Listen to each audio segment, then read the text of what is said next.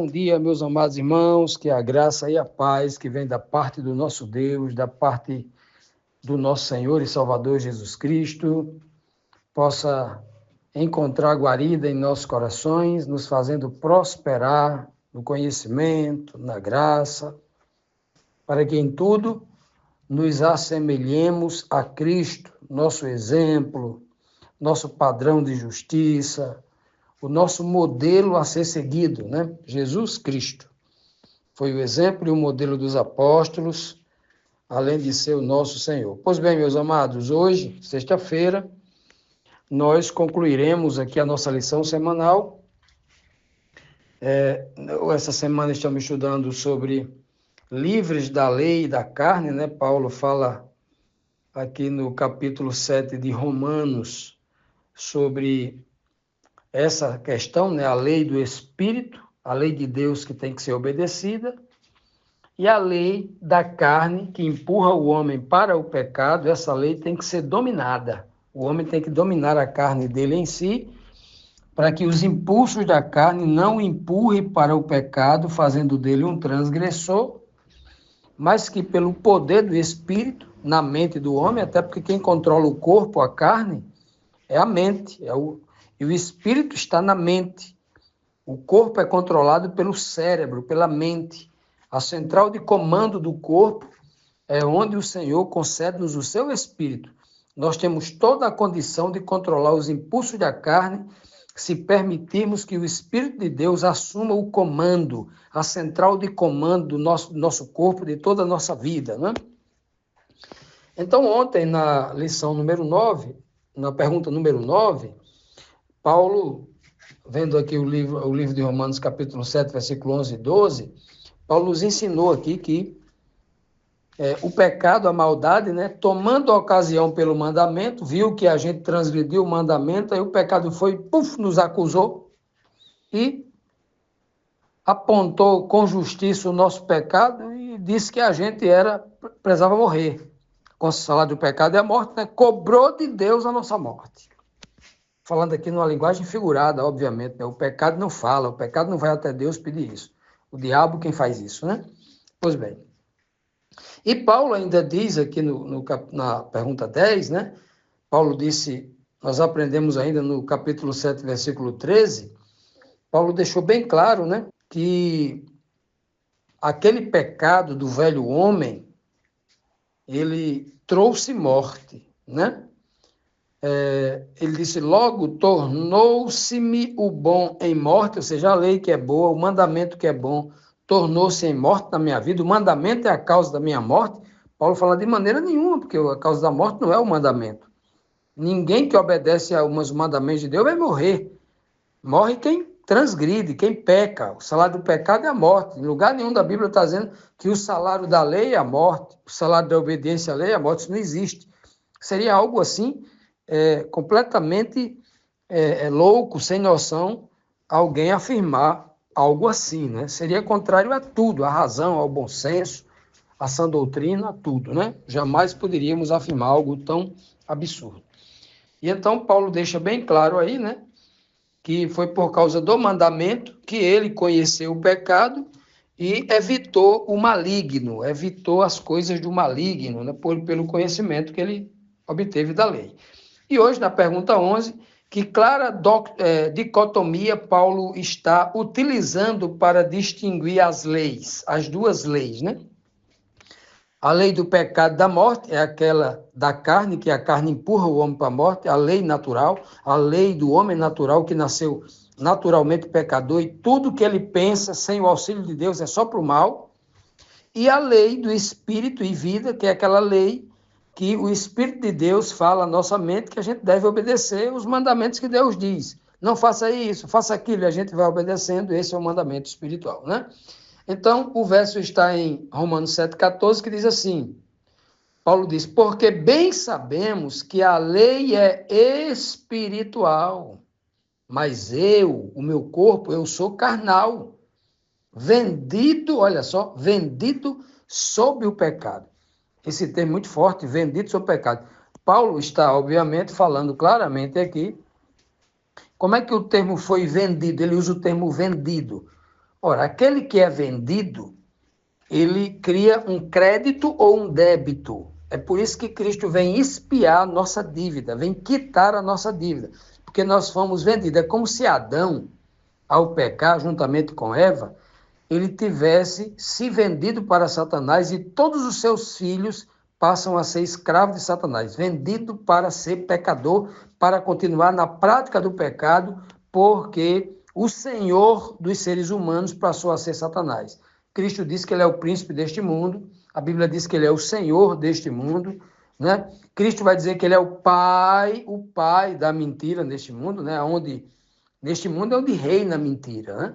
Cristo veio trazer a verdade para, obviamente, anular o avanço da mentira, o avanço do engano, etc, etc. Pois bem, então quando ele diz aqui, sabemos que a lei é espiritual, mas eu sou carnal, já nasci vendido ao pecado, é uma força de expressão que Paulo usa aqui, para dizer que ele nasceu naturalmente pecador, e a sua carne natural, desde menino, ela já inclina para o mal. Se o menino, se a criança não for educado nos caminhos do Senhor, orientado, né, aprendendo as leis do Senhor, ele não vai se cumprir na vida dele aquilo que está previsto, por exemplo, no livro da sabedoria, que diz: ensina o menino no caminho em que deve andar, e até quando ele for velho, nunca se desviará desse caminho, do caminho que ele aprendeu, o certo a fazer. Se o menino for educado para nunca roubar isso, e ele entender que roubar é algo ruim, mal, perigoso, é algo que destrói a alma, traz dores e sofrimento à vida, se ele entender isso, ele vai chegar aos 90, aos 100 anos de idade abominando o roubo, né? Ele nunca vai usar as suas mãos para praticar isso. É o que o livro da sabedoria diz, e é uma verdade que todos nós, todas as pessoas que já viveram um pouquinho, tem mais de 40, 50, 60 anos de idade, sabem que isso é uma verdade absoluta. Se você educar alguém para ser correto na vida, ele nunca vai colher frutos da vergonha, né? O fruto da vergonha social, vergonha pública, por estar sendo exposto a um pecado escandaloso, né? E ele pagar as consequências sociais. Por isso que Paulo diz, olha, a lei de Deus é boa, ela é espiritual, ela é o poder maior que vem à nossa mente para a gente controlar a carne rebelde em nós, a carne que quer o tempo todo pecar, que quer o tempo todo fazer coisa errada, né? Então, essa lei é boa, ela é espiritual. O problema é que eu, naturalmente, já nasci pecador e a minha carne, ela é inclinada, parece que me empurra para que eu peque o tempo todo, né? Então, Paulo chegou a essa constatação, ele vê que há um conflito, como se uma luta dentro dele, uma guerra fosse travada entre duas naturezas. Uma natureza espiritual, que é a da parte de Deus, e uma natureza da carne, a natureza carnal, que vem por consequência do pecado lá de Adão e essa consequência aí que segue até hoje. Continuando, amados, vamos aqui para a próxima pergunta, pergunta 12, a última pergunta da nossa lição semanal. Essa pergunta nos traz aqui o seguinte questionamento: como o homem carnal em Saulo, aqui pegando como exemplo o próprio apóstolo Paulo, porque ele se coloca aí na cena com toda a humildade, né? Paulo diz, como o homem carnal em Saulo lutava contra o homem espiritual também em Paulo, né? Eu até usei aqui, né, o Saulo, que era o velho homem, e Paulo, a nova criatura. Usei aqui esses dois nomes aqui diferentes, apenas para criar aqui uma tipologia, né? Assim como era o Jacó, passou a ser Israel. Assim como era o Abrão, passou a ser Abraão. O Senhor sempre, naquela questão da mudança do nome ali, para dar a entender que a partir de então ele se torna uma nova criatura. Ok. Vamos então para buscar a resposta dessa pergunta em Romanos capítulo 7, versículo 15 e o versículo 16, que diz assim: porque o que faço não aprovo, pois o que eu quero fazer, isso não faço. Mas o que eu aborreço, isso acabo fazendo, isso faço. E se faço o que eu não quero, o que eu aborreço, consinto com a lei que a lei é boa. consinto, acabo confirmando que a lei é boa, a lei não é má. Mal é o pecado, claro, né? Então, o que que Paulo está dizendo aqui? Né? Paulo está dizendo, eu não gosto, na minha mente, de fazer coisa errada, de pecar.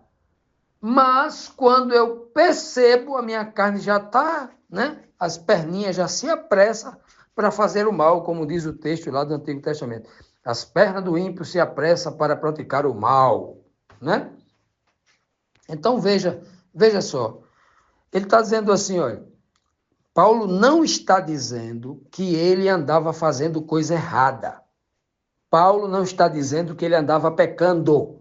Paulo não está dizendo que ele ficava fazendo coisa que ele mesmo desaprovava. Não. Paulo está usando aqui força de expressão, por ser um homem humilde, ele está se colocando na cena do crime. Ele está se colocando como exemplo, como modelo, como todo ser humano, porque Paulo não era feito de ferro, ele era de carne e osso, como cada um de nós. Então ele está usando ele mesmo como exemplo, como humilde que é.